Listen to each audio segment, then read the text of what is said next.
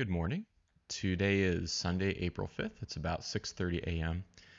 and I wanted to do another quick little video. The response to the last one was pretty positive, so that's very motivating to go ahead and do another one.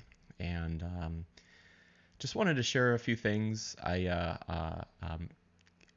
It's really been challenging for me, and I don't know if you can empathize with this, but it's really been challenging for me to find credible information. And there's all these news stories. I mean, if you go to the Drudge Report or Fox News or CNN, I mean, all the front page is all full of gloom and doom coronavirus headlines. And I'm just being challenged a lot to find a source of information that I can really place some confidence in. And initially, I went after the John Hopkins data set. So the map that I'm sure most folks have seen already is it's actually pretty familiar with the software that's used to generate it. It's called Esri ArcGIS. And but the great thing about John Hopkins is they actually reference the data sets that they use to build their map, and they publish it out to GitHub. So I thought to myself, my goodness, that's a great initial place to go look at the coronavirus data, because I can form my own conclusions, having a pretty strong background or professional background in data analytics and machine learning. So as I kind of plowed through the public data sets available, I found out what I think most other people who do this for their job full time is that there's all sorts of gremlins in the data sets that are there, at least that I've seen.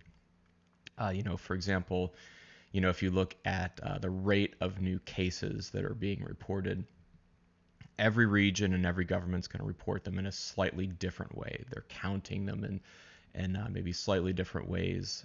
The rate of testing, when tests are given, are they just hospitalizations, or are they proactively testing the population? So one of the first things that I learned, very quickly looking at the data sets for new cases, is that it's highly regional and it's highly dependent on it's really difficult to get a consolidated global view of what's happening, is the punchline. That doesn't mean don't look at data sets for coronavirus information. I think that's actually really important to kind of help draw your own conclusions, because more or less that's the information that that everybody's going off of. Kind of criticizing the news a little bit more directly, and I don't want this to turn into a political video at all. That's not my point. But I just want to kind of paint with a broad brush for a moment and say that news producers have a challenge, that they may have every intent to provide an objective view of what's happening, whether it's coronavirus or election, or whatever the news of the day is. I think it's hard to say that this organization is unilaterally good or bad or biased in a particular direction. Maybe there's some exceptions to that. To be honest, if I'm going to be really honest about it, I don't know. The problem that I see, and actually the more addressable problem for most people watching this video, is that there's a real high demand, I think, for news that supports your current beliefs. And I don't know how this happened, but I think that I think for a lot of folks, we tend to think very tribal, and I've observed this through most of my adult life, where if I'm a Democrat, the Republicans are almost 100% wrong in everything that they say, and if I'm a Republican, the Democrats are almost 100% wrong in everything they say. And and I'm not saying the middle of the road is the right way either. You really have to look at issues case by case and kind of hold them to a consistent standard. And that's exactly what I'm not seeing. And when I say that there's a high demand for news that supports your beliefs, I think there's a certain level of comfort to say that I've kind of painted this worldview, and it feels good when this big national 24-hour news or website that gets 10 million hits a day to publish news, they're saying stuff that's aligned with my worldview. And I think that's where the demand for, I don't want to, use it too loosely, but, the demand for, maybe not just outright fake news, but it's certainly news that may have been cherry picked or is biased towards a certain worldview. I think that happens a lot more than deliberate deception. Although deliberate deception happens, I've observed, many cases of that. And what I wanted to kind of focus the rest of this video on is something, kind of a can-do solution. So you are an individual watching this, and maybe you know me, maybe you don't. But I wanted just to kind of give some general, or actually some very specific advice on what you can do to help make news more objective. You can't change CNN and by writing a letter, and you can boycotts work and stuff. But I think really the way to attack fake news or cherry picked news or whatever you want to call it is to lower the demand for it. So my general advice is you want to think like a scientist and not an ideologue. And I'm going to explain what both of those mean in the context of kind of lowering the demand for fake or biased news. So how does a scientist think? The scientist is really an archetype that represents, how you're supposed to think and how you're supposed to go about solving a particular problem.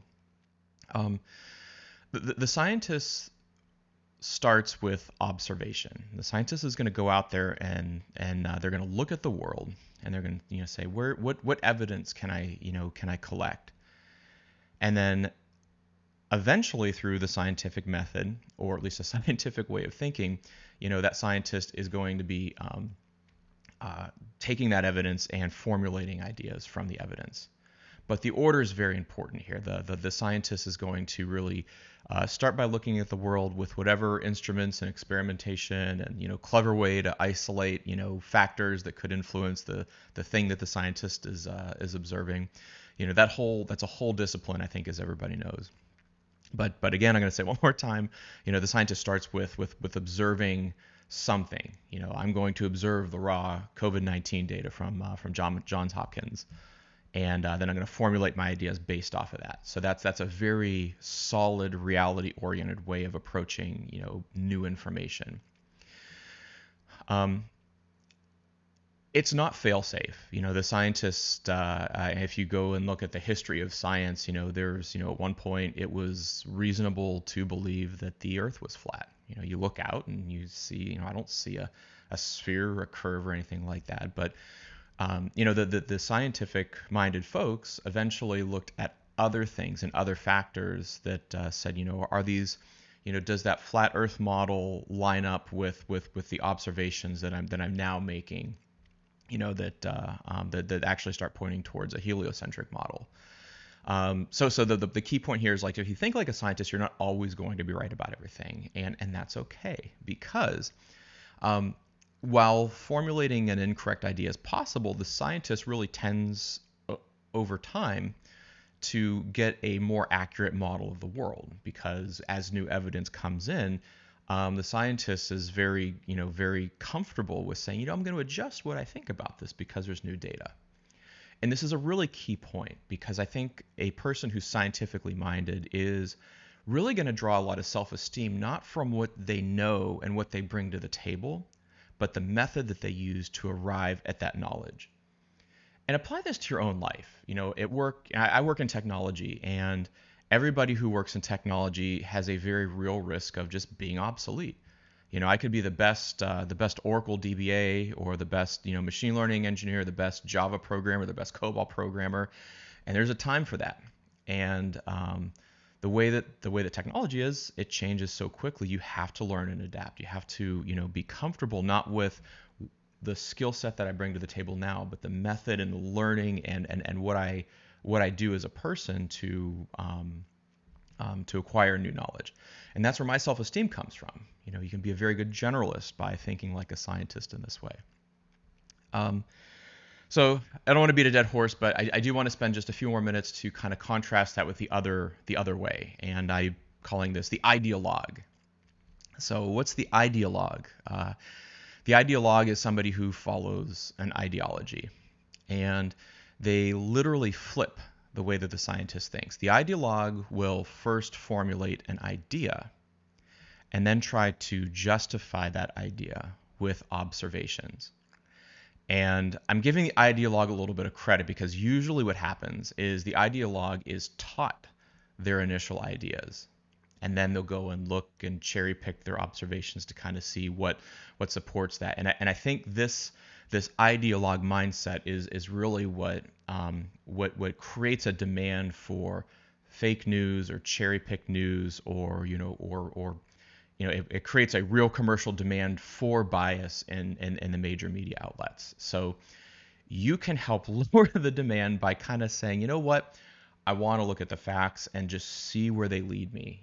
Think like the scientists. Don't just go try to justify the ideas that have been given to you by your teachers. And that's a hard thing to do, because more often than not, your teachers are your parents or your friends or your teachers in college, your professors. They could be, members of, your church or your clergy, or whoever. So it's hard, because you build up confidence in some people and you take their ideas and then you try to justify them. And that's, again, I'm not saying that you're always going to be wrong with that approach. There's definitely a chance that if your teachers were right, then you'll be right as well, and you'll be able to kind of accurately justify that with observations. But more often than not, it's a bad approach, because it really relies on the initial idea being correct and true in a very general sense, because over time you want all these observations are going to add, they would have to like add and support. And if you're going to approach new information honestly and not throw anything out to support your ideology, the initial ideology has to be like 100% airtight. And that's a very, very, very difficult thing to do. So I guess I'll kind of end this with you probably see this a lot, like I mentioned at the very beginning of this, you probably see this a lot with like Democrats and Republicans. And, I think that most folks aren't really taught to think like the scientists when it comes to politics. And, this isn't a political video, but it's just an amazing example that I think everybody's familiar with, and I keep bringing it up. If you're a Republican or a Democrat, I guess the challenge for today to help fight, fake news or cherry pick news is to look at what you see, try to throw out what you've been taught, and that's hard for I think adults to do. Maybe I'll do a video on that one.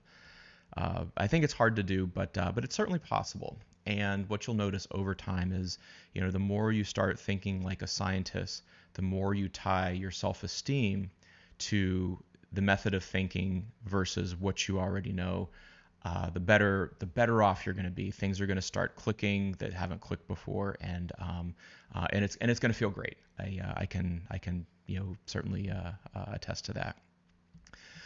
With that being said, that's about all I had to go over, and hopefully you enjoyed this video. And let me know if you have any feedback, and hopefully we'll be able to do a couple more of these. Thanks, and stay safe.